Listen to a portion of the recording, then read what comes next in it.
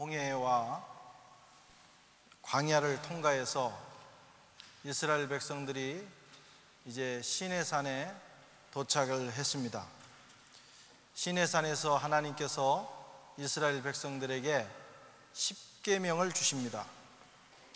세례를 받고 인생의 광야를 통과하면서 자기를 부인하고 자기를 내려놓은 사람들에게 하나님께서 말씀을 주십니다. 그때부터 우리에게 말씀이 들리기 시작합니다. 유월절은 어린 양의 피로 우리가 구원을 받는 피의 언약입니다. 홍해는 물을 건너면서 옛사람 내가 죽고 새 사람으로 태어나는 그런 자기를 부인하는 물의 언약입니다. 시내산은 하나님의 말씀을 받는 말씀의 언약입니다. 여러분은 지금 어디에 계십니까? 유월절 사건에 계십니까? 구원의 문제로, 죄사함의 문제로 몸부림치고 계십니까? 아니면 홍해를 건너고 계십니까? 광야를, 나를 부인하는 문제, 나를 내려놓는 문제를 해결하기 위해서 몸부림을 하고 계십니까? 아니면 지금 이제 나를 내려놓고 자기를 부인하고 드디어 하나님께서 주시는 그 말씀을 듣기 위해서 시내산에 서 계십니까? 오늘 이스라엘 백성들이 하나님의 말씀이 들려지는 현장, 시내산에 서 있습니다. 이 시내산 언약은 크게 세 부분으로 나누어집니다. 첫째는 언약의 전문이 나오고, 둘째는 역사적 진술이 있고, 세 번째는 그들이 지켜야 될 규정으로 이렇게 구성이 됩니다. 먼저 언약의 역사적 진술에 대해서 한번 살펴보도록 하겠습니다. 1절, 2절 말씀 함께 읽겠습니다. 시작. 하나님이 이 모든 말씀으로 말씀하여 이르시되 나는 너를 애굽 땅 종 되었던 집에서 인도하여 낸 네 하나님 여호와니라. 이 시내산 언약의 역사적 진술입니다. 원래는 전언이 먼저 나오고 그 다음에 역사적 진술이 나와야 되는데 문장상으로 역사적 진술이 먼저 나오기 때문에 이걸 먼저 살펴봅니다. 나는 너를 애굽 땅 종 되었던 집에서 인도하여 낸, 이렇게 말씀을 하고 있습니다. 이것이 여러분 시내산 언약의 근거입니다. 한마디로 말하면 너희가 누구냐? 은혜 받은 백성이다. 너희는 값없이 이집트의 압제로부터 하나님의 능력과 사랑에 의해서 구원받은 존재, 하나님께 큰 은혜를 받은 백성이다. 이것이 바로 언약의 역사적 근거로 하나님께서 제시하시는 내용입니다. 너희는 은혜 받은 성도다, 이런 말씀이에요. 너희는 영원히 죽을 수밖에 없는 죄 가운데 사는 사람들이었지만 하나님께서 그 크신 사랑과 능력으로 너희들을 죄와 마귀의 권세로부터 구원해 주셨다. 은혜 받은 존재다. 이것이 바로 언약의 근거가 되는 것입니다. 하나님의 은혜, 하나님의 값없이 주시는 사랑, 이것이 저와 여러분의 신앙의 기초인 줄로 믿습니다. 우리가 잘나고 훌륭해서가 아니고 우리가 어떤 자격을 갖추어서가 아니라 하나님의 전적인 은혜로 우리의 신앙이 시작되었고 구원이 시작되었고 지금 저와 여러분이 살고 있는 것입니다. 하나님의 절대적인 은혜, 우리는 늘 이것을 기억하셔야 됩니다. 은혜를 잃어버리면 우리의 신앙이 곧바로 율법주의에 빠지게 됩니다.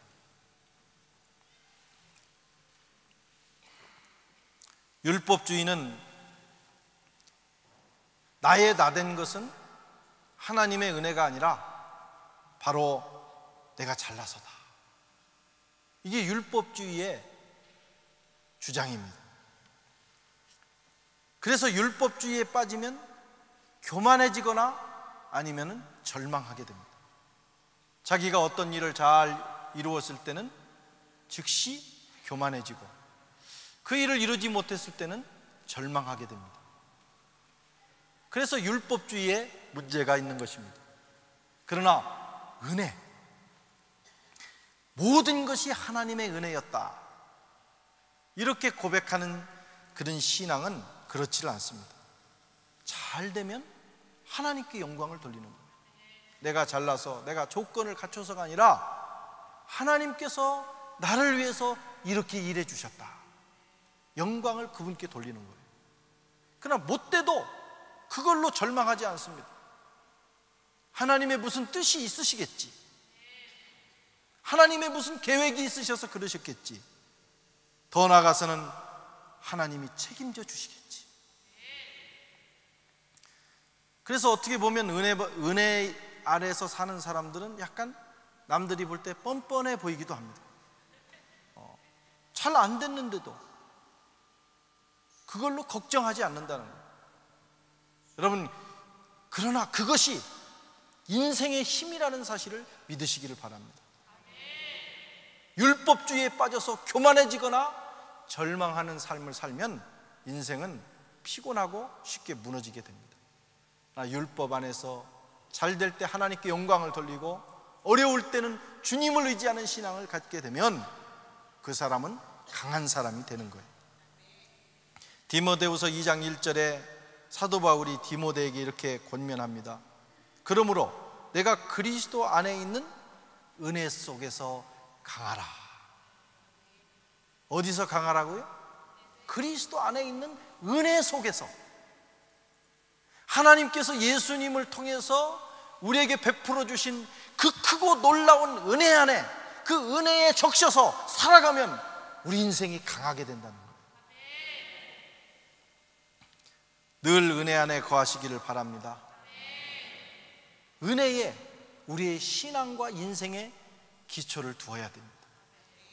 우리 복음성가 가사 중에도 이런 가사가 있습니다. 내가 지금 사는 것 주님의 크신 은혜라. 주를 믿게 된 것은 더욱 크신 은혜라. 넘치는 주의 사랑, 놀라운 주의 은혜, 날마다 경험하며 주께 감사합니다.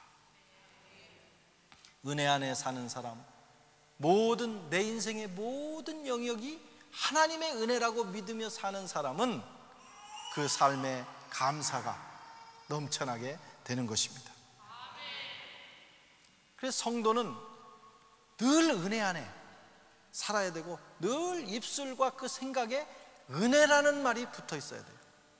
어떤 일이 있어도 하나님의 은혜지요, 하나님께서 은혜를 베풀어 주실 겁니다, 하나님의 은혜를 기대합니다. 그리고 성도는, 이렇게 은혜 안에 사는 성도는 그 입술에서 감사가 넘쳐나게 되는 거예요. 감사하지요. 아이고 정말 감사합니다. 지난번에도 말씀드렸지만 별로 감사할 일이 없을 때도 감사할 수 있어요. 감사하지 뭐, 감사하지요, 이렇게 해서라도 감사해야 된다. 아멘. 이것이 은혜 가운데 사는 성도의 삶입니다. 이렇게 사는 것이 건강하고 바른 그리스도인의 삶이고, 이렇게 살다 보면 저와 여러분의 영혼이 평안해지고 육체도 강건해지고 하나님의 축복과 능력이 우리의 삶에 흘러넘치게 되는 거예요.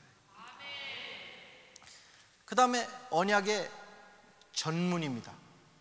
역사적 근거는 하나님의 은혜라면 이 언약을 시작하는 전문이 나오는데, 오늘 읽은 본문에 보면 내 하나님 여호와니라 이렇게 말씀합니다. 나는 누구냐? 나는 언약을, 너희와 언약을 하는 나는 너희를 애굽 땅에서 인도하여 낸 내 하나님 여호와다, 이렇게 말씀을 합니다. 이것이 전문이에요. 나는 내 하나님 여호와다. 우리가 누구와 계약을 맺고 있습니까? 우리의 하나님 여호와와 계약을 맺고 있는 겁니다. 이 여호와라고 하는 말은 구원자라는 뜻을 가지고 있어요. 그리고 성경을 보면 하나님께서 그 백성과 언약 관계를 체결하실 때 여호와라는 이름을 쓰십니다. 그 외에는 대부분 엘로힘, 아도나이 엘로힘 이렇게 표현을 하고, 언약 관계를 설명할 때는 여호와라고 하는 이름으로 역사하십니다. 여러분, 언약, 하나님과 그 백성이 맺는 계약에는 두 종류가 있습니다.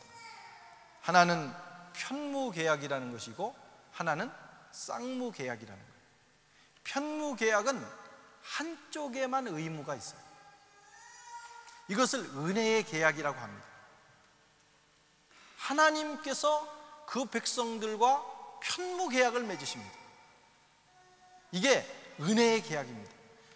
이스라엘 백성들이 잘하든 못하든, 저와 여러분들이 자격을 갖추었든 못 갖추었든 관계없이 하나님은 그 언약을 이루시는 거예요. 하나님이 우리를 구원하시고자 하는 언약, 그 아들을 보내셔서 어린 양의 피로 우리를 하나님 자녀 삼으시겠다고 하는 그 언약은 여러분 편무 언약입니다. 그래서 자격 조건 묻지 않고 하나님은 그 일을 이루시는 거예요.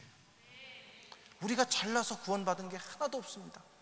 하나님이 일방적으로 자기의 언약을 이루셨기 때문입니다. 그런데 쌍무 언약이 있어요.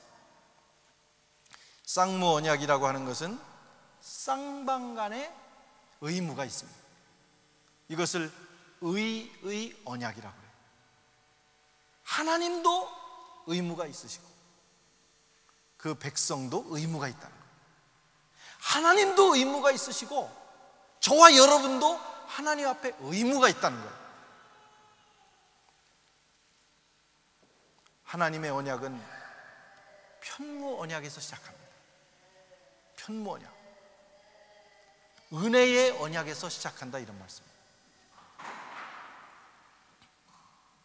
하나님이 먼저 약속하시고 하나님이 일방적으로 하나님 편에서 이루십니다. 로마서 5장 8절에 우리가 아직 죄인 되었을 때 그리스도께서 우리를 위하여 죽으심으로 하나님께서 우리에게 대한 자기의 사랑을 확증하셨느니라. 같이 한번 읽어보겠습니다. 시작. 우리가 아직 죄인 되었을 때 그리스도께서 우리를 위하여 죽으심으로 하나님께서 우리에게 대한 자기의 사랑을 확증하셨느니라. 이게 편무 언약이에요.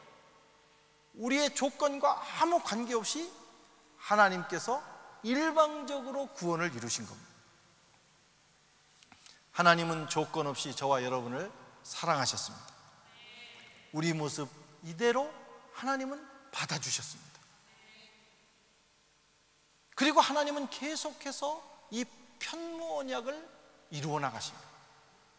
마치 어른이 어린아이에게 맞추듯이 우리가 부족하고 연약할지라도 하나님이 우리의 보조에 맞춰서 따라와 주시고 도와주시고 인도해 주십니다.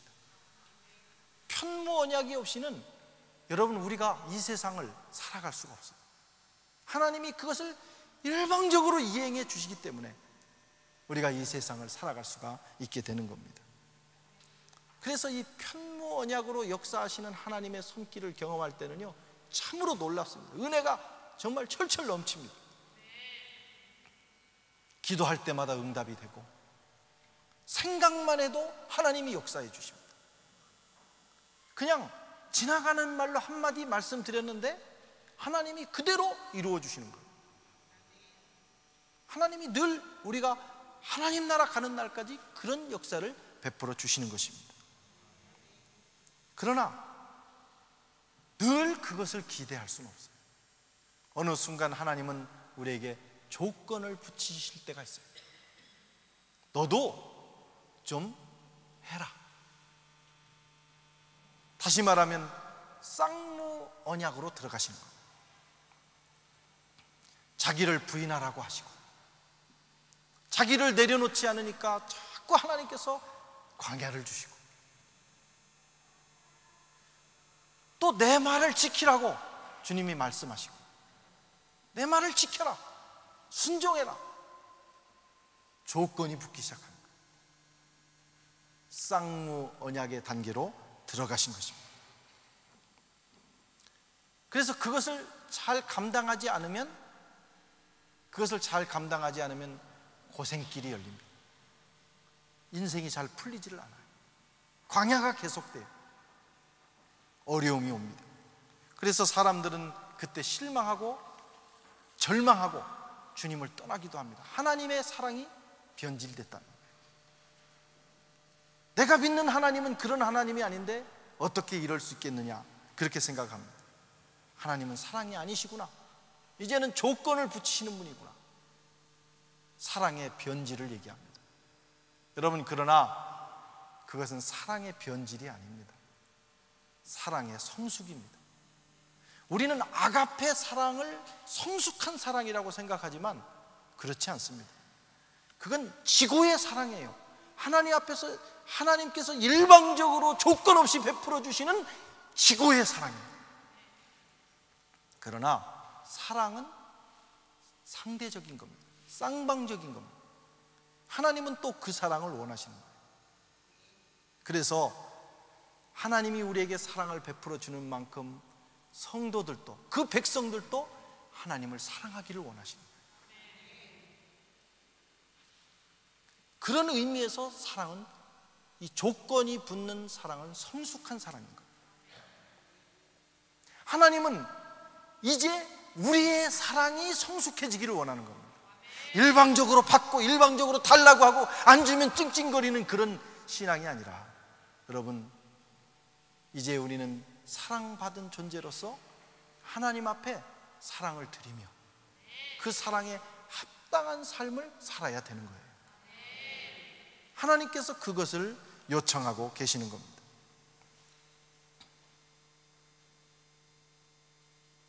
우리 한국교회는 은혜의 신앙에 익숙해져 있습니다. 그래서 은혜 받기 위해서 기도하고, 은혜 받기 위해서 금식하고, 은혜 받기 위해서 삼기도 합니다. 그리고 실제로 하나님께서 한국 성도들에게 얼마나 풍성한 은혜를 내려주시는지 몰라요. 그런데 우리에게 한 가지 부족한 게 있어요. 그 은혜를 하나님께 돌려드리는 일이 부족하다. 사랑받는 일에는 우리가 아주 익숙해져 있지만 사랑하는 일이 부족합니다. 하나님은 이제 우리에게 그걸 원하시는 거예요. 은혜의 길을 걸을 뿐만 아니라 의의 길도 걸어라. 너희가 이토록 큰 은혜를 받았으면 그 은혜 받은 자에게 합당한 삶을 살아라. 주님은 그걸 우리에게 요구하고 계시는 겁니다. 어린아이의 일을 버리고 자기 중심적인 삶을 버리고 성숙한 사람이 돼서 하나님을 위해서, 이웃을 위해서, 공동체를 위해서 살아라. 하나님이 그걸 우리에게 말씀하는 거예요. 자기를 부인하고 자기를 내려놓고, 그리고 과거에는 네가 네 기준에서 살았다면 이제는 하나님의 기준으로 돌아가 살아라. 그것이 성숙한 삶이다. 그것이 성숙한 사랑이다. 오늘 주님이 말씀하십니다. 신의 산은 그 절정입니다. 자기를 내려놓고 자기를 부인한 사람들에게 하나님은 말씀하시는 거예요. 하나님의 말씀의 핵심이 뭡니까? 네 기준을 버리고 이제는 내 기준으로 돌아오라는 거예요. 자기를 내려놨으면 자기를 내려놓은 그곳에 하나님의 말씀을 심으라는 것입니다. 자기를 내려놓고 부인하는 것은 불교 신자들도 합니다. 자기 존재를 부인하는 일은 모든 종교가 하는 거예요. 그러나 성경은 거기에 머물지 않습니다. 자기를 부인하고 자기를 내려놓은 그곳에, 그 마음에 하나님의 기준을 두라는 거예요. 시내산은 그런 현장입니다. 이스라엘 백성들에게 하나님께서 십계명을 주셨는데, 십계명이 뭐냐? 십계명이 뭐냐? 여러분, 십계명은 하나님의 기준입니다. 이게 바로 세 번째 단계의 언약의 규정이에요. 언약을 맺을 때는 반드시 지켜야 될, 쌍방간에 지켜야 될 의무가 있는데, 특별히 십계명은 은혜 받은 성도가 지켜야 될 규정입니다.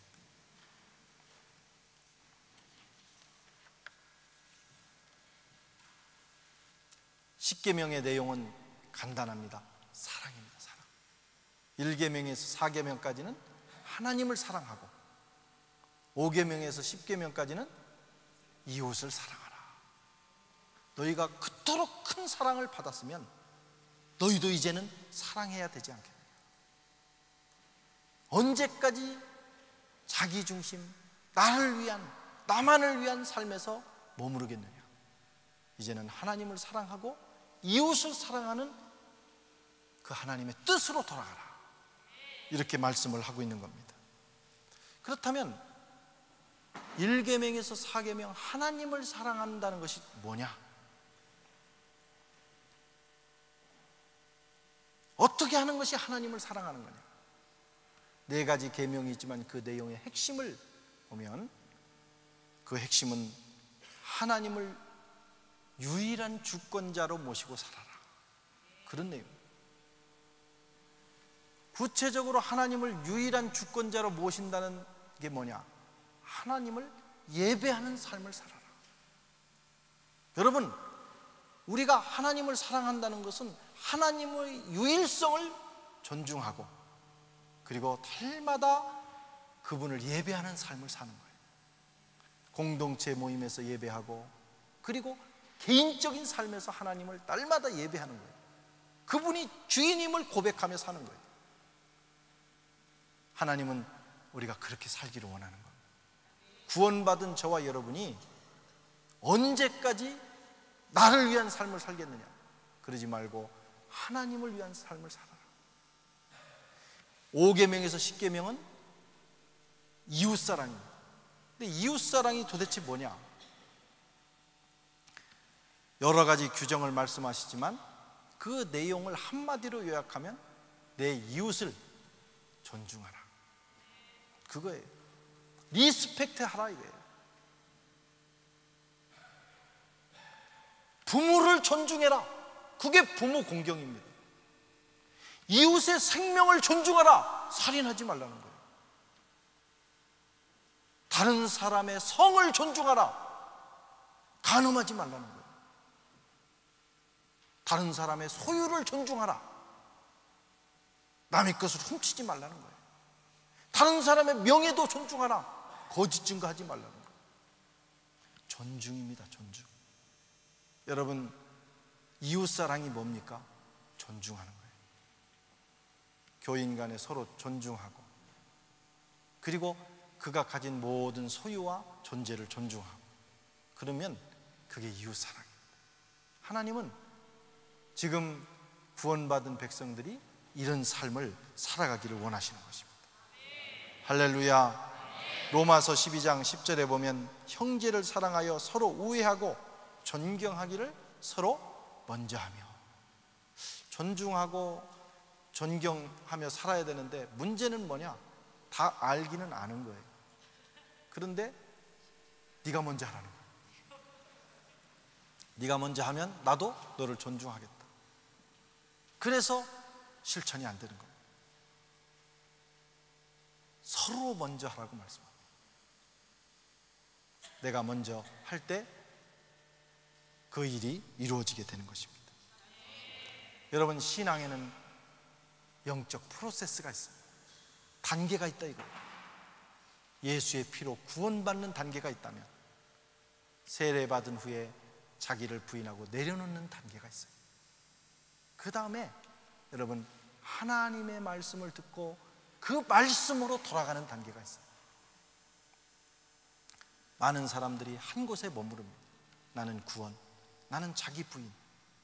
그러나 전진해야 됩니다. 여러분은 지금 어디에 있습니까? 구원의 문제에 있습니까? 아니면 자기를 부인하는 문제에 있습니까? 아니면 내 기준을 버리고 하나님 기준으로 돌아가는 단계에 있습니까? 이 단계까지 나아가는 저와 여러분 되시기 바랍니다. 그래서 아주 성숙해서 나를 위한 삶이 아니라 하나님과 이웃을 위한 삶으로, 하나님을 기쁘시게 하는 삶으로 나아가시기를 주님의 이름으로 축원합니다. 기도하겠습니다. 하나님 아버지,